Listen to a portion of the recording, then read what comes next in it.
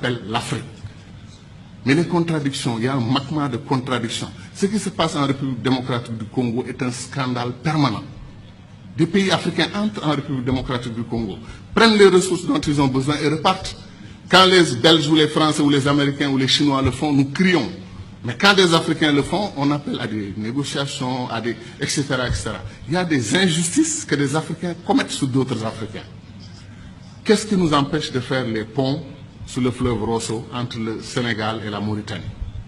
Qu'est-ce qui nous empêche de faire le pont sur le fleuve Gambie pour donner une continuité territoriale au Sénégal, régler le problème de la Casamance? C'est pour dire que les doctrines d'intégration que nous avons choisies, après 50 ans, comme on est à... c'est le jour de l'anniversaire, on dit notre bonheur pour ce qui a été fait, mais disons aussi notre préoccupation pour ce qui n'a pas été fait. Kourouma, depuis 1958, dit que le barrage de Dinga au Congo peut donner de l'électricité à toute l'Afrique, régler le problème de l'énergie. L'Afrique pourra même exporter de l'énergie. On n'a pas commencé 1 centimètre du barrage de Dinga. On nous dit que le barrage de Swapiti en Guinée peut donner de l'énergie à toute l'Afrique de l'Ouest. Où en est le projet? C'est-à-dire des choses simples qu'on pouvait faire et qu'on n'arrive pas encore à faire. Pour aller en Afrique centrale, moi, je fais 4 jours. 1 jour de voyage, 1 ou 2 jours pour régler les affaires que je veux faire là-bas. Après, c'est la bataille pour le retour. La dernière fois, je suis allé à Douala. Air Sénégal a annulé son vol. Je suis resté 6 heures à l'aéroport. Et après, on m'a dit que non, Air Sénégal n'a pas tout à fait annulé. Ils arrivent. On prend 2 avions et on dit qu'on a une compagnie aérienne. 2 avions, ou 2 avions et demi, parce qu'après, on a un petit dash qui tourne les hélices, etc.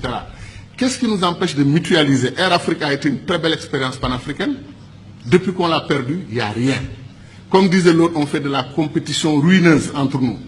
Un pays africain accepte, refuse de prendre votre offre pour exploiter son pétrole, votre offre de 10%, il refuse. Vous traversez la frontière, un autre pays africain vous ouvre les bras, venez prendre.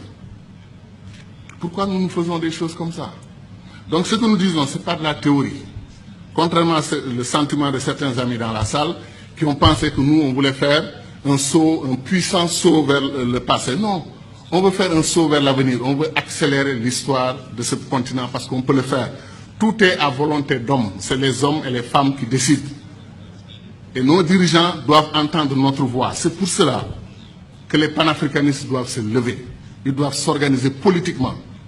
Il y a des Africains panafricanistes qui votent pour des dirigeants anti-panafricanistes, qui ne veulent pas l'unité de l'Afrique. Ça n'a pas de sens. Je pense que les panafricanistes doivent être debout et faire entendre leur voix.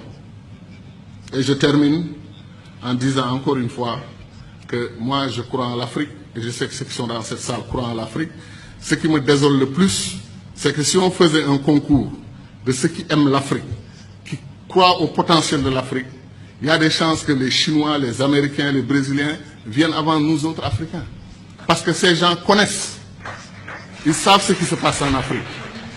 Ils savent que l'avenir du monde, Sarkozy, malgré la critique qu'il nous a faite ici, qui ne correspond pas du tout à l'histoire, qui est totalement fausse, que nous ne sommes pas assez entrés dans l'histoire, c'est nous qui avons créé l'histoire. C'est chez nous, en Égypte, que l'histoire a commencé. Et ça, j'y crois profondément. Pendant, comme disait Chahantega, eux, l'Europe, ils étaient dans la barbarie. Mais Sarkozy, qu'est-ce qu'il a dit? L'avenir du monde se joue en Afrique. Il est important de nouer des alliances avec les Africains dès maintenant. Bien qu'il ne l'ait pas fait côté immigration. Mais je veux dire que c'est ça. L'avenir du monde se joue chez nous. On semble être les derniers à en être conscients. L'or, le diamant, le pétrole, chaque jour que Dieu fait, un pays africain se découvre pays pétrolier. Il y a des pays comme le Mozambique vers la Tanzanie. On découvre qu'ils ont des réserves d'or et des réserves de pétrole et de gaz supérieures aux réserves du Koweït. Vous vous rendez compte? L'Afrique est un don de Dieu. Est-ce que les Africains en sont conscients? C'est ça la question. Merci.